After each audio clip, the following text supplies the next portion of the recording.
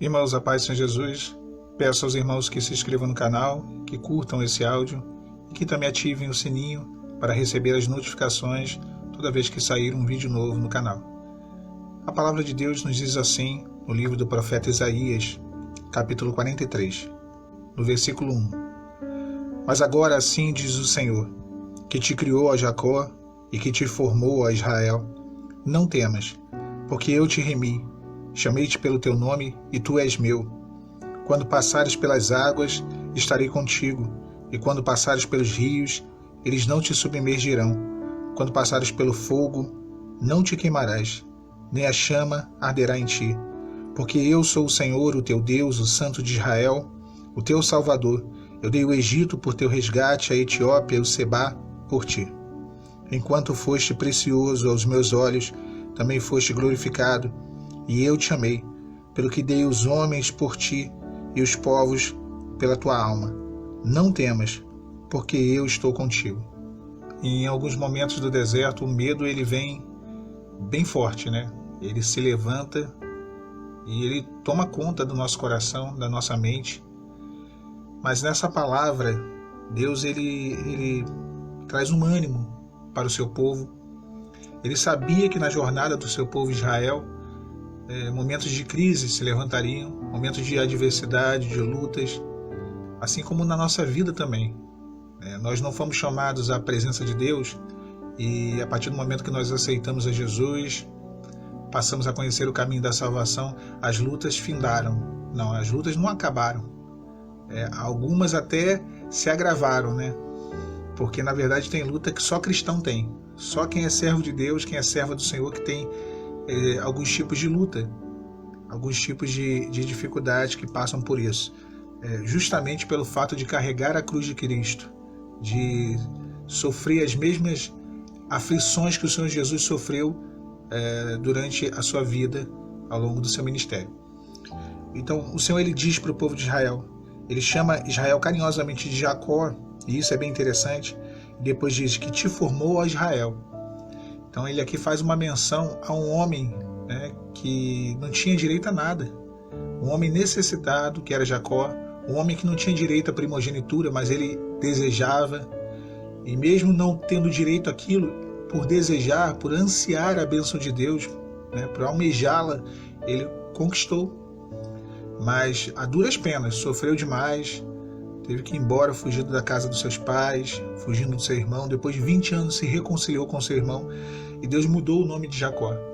A mudança foi tão significativa na vida dele que Deus não mudou só Jacó, mas teve que mudar também o nome, para mostrar que era uma outra pessoa que estava ali, um outro homem, uma outra vida que ele passava a ter a partir daquele momento.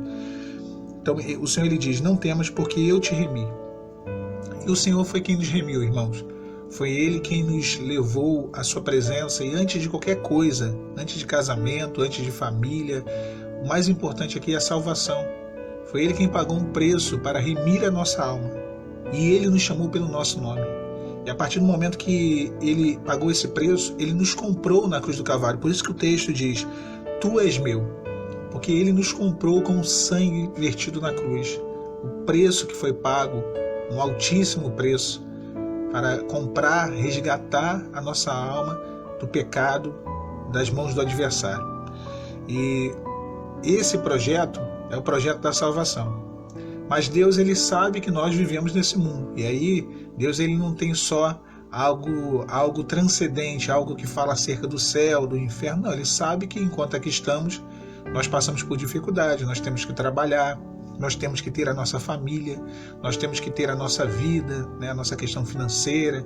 Nós vivemos uma vida normal.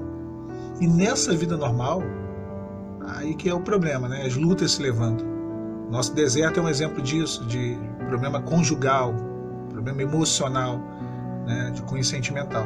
Mas Ele conhece, Ele sabe, Ele diz, quando passares pelas águas, eu estarei contigo. Quando passares pelos rios, eles não te submergirão. E é interessante, porque passar pelo rio nós vamos passar. No mundo tereis aflição, mas tem de bom ânimo, porque eu venci o mundo. O salmista diz, muitas são as aflições do justo, mas o Senhor os livra de todas. Então passar pelas águas é um processo comum. porém as águas, os rios, não nos submergirão. Ou seja, não vão nos fazer afundar, para afogar em meio à água, em meio à adversidade que se levanta. Nós não vamos morrer na adversidade. O Senhor estará conosco, Ele passará conosco. Ou seja, as lutas elas não serão maiores, né, do que aquilo que a gente pode suportar. Quando alguém submerge na água, que a pessoa está envolvida, envolta, e aquilo toma conta da pessoa, envolve a pessoa de tamanha forma que a pessoa não tem mais saída. Ela acaba perecendo ali em meio às águas. Não é assim que uma pessoa morre afogada? Quando ela não tem mais força, quando ela não consegue mais se livrar ali das águas para respirar, e aí ela vai desfalecendo, chega a um ponto em que ela perde as forças totalmente, ela afoga. Então ele está dizendo, eu não vou deixar que isso aconteça. E o Senhor segue dizendo, quando passares pelo fogo, não te queimarás. Nós vemos o caso daqueles 3 jovens que foram lançados na fornalha de fogo e não se queimaram, não houve neles dano nenhum. O fogo ele tem uma outra característica, o fogo ele destrói, o fogo ele consome, o fogo ele fere, e toda essa ação bem agressiva das chamas, ela não produz efeito em nós.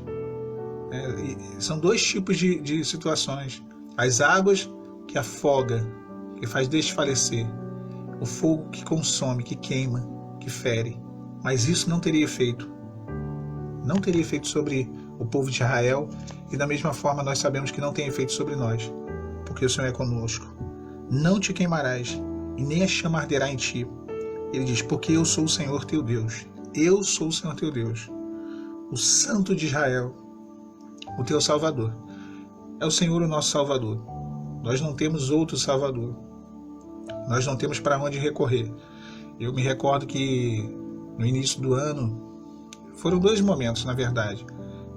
No início do deserto, ainda minha esposa dentro de casa, estava desempregado, e eu tentei recorrer para um lado, para o outro, pedir emprego para um, para outro. Pessoas que humanamente até teriam condições de me arrumar emprego, mas não me arrumaram, né? E eu ficava chateado, triste com aquilo. E o outro momento que também aconteceu isso foi quando eu estava doente. Estava para sair a minha cirurgia, só que eu não sabia. Eu achava que a cirurgia já era uma página virada, que eu ia ter que trabalhar doente e me conformar com aquilo. Foi no início desse ano, de 2019, em fevereiro. E aí eu comecei a correr atrás de um, de outro, também para me arrumar emprego. Eu já vinha durante esse período todo, né, procurando, mas foi onde eu mais intensifiquei. Na verdade, foi onde eu desesperei. E eu lembro de uma palavra que o Senhor me deu, uma palavra que o Senhor dizia assim, o teu resgate não virá do Egito, a tua salvação não virá do Egito. O Senhor estava dizendo, olha, não vai ser a pessoa A, a pessoa B, não serão eles que vão abrir essa porta para você, que vai te dar condições de ter uma renda. Não, sou eu que vou fazer isso. E aí eu operei, veio a cirurgia, e depois o Senhor fez um milagre de uma maneira maravilhosa. O Senhor proveu e tem provido até hoje. Então, irmãos, eu sou o teu Salvador, é o que diz o texto. Nosso Salvador é o Senhor. É Ele quem vai fazer. É Ele quem tem poder para fazer. Agora, uma coisa é uma realidade no deserto. O deserto ele tem etapas. Existem momentos no deserto em que nós passamos sim por adversidade, por limitações financeiras severas. A gente fica sem dinheiro para nada, a gente é muito provado nisso. Existe um período do deserto que acontece isso. Existem momentos do deserto, e o deserto de alguns, foi o meu caso também, que a saúde é afetada. Então, são etapas do deserto. Hoje, você pode estar passando por esse momento, pode estar passando por essa chama, pode estar passando por esse rio, onde a questão financeira está bem complicada. Eu já ouvi vários irmãos falar, Alan, se eu tivesse, pelo menos com a questão financeira melhor, talvez meu deserto estivesse até mais tranquilo. Então é justamente isso. Deus sabe disso. E Deus, ele sabe que talvez até estivesse tranquilo. Talvez o irmão e a irmã até esquecessem do deserto.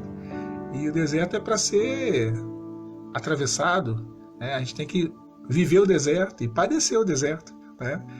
No sentido de buscar a Deus, de ter a vida mudada. E o Senhor, ele se vale disso. Então é um período. Esse período ele passa também no deserto. Hoje eu olho assim, eu vejo que algumas etapas elas foram vencidas. E o Senhor ele se mostrou o meu Salvador, aquele que me dá o socorro. Ele é aquele que nos dá o socorro. Homem nenhum pode nos ajudar, só o Senhor. E aí ele termina dizendo: enquanto foste precioso aos meus olhos, também foste glorificado. Eu te amei. Ninguém tem o amor que o Senhor tem. O amor dele é um amor incondicional. Ele não nos abandona. Ele não nos larga, ele não nos deixa, ele cuida de nós em todos os momentos. Ele diz: eu dei os homens por ti, os povos pela tua alma. E finaliza dizendo: não temas, pois, porque estou contigo. O Senhor está contigo, irmão. O Senhor está contigo, irmã. Às vezes pode parecer que ele não está contigo, que não tem solução, que você chegou ao fim, que você foi cortado, foi cortada e que não há mais possibilidade de restauração. Creia, porque o Senhor está contigo. O Deus Todo-Poderoso, o Santo de Israel, o teu Salvador.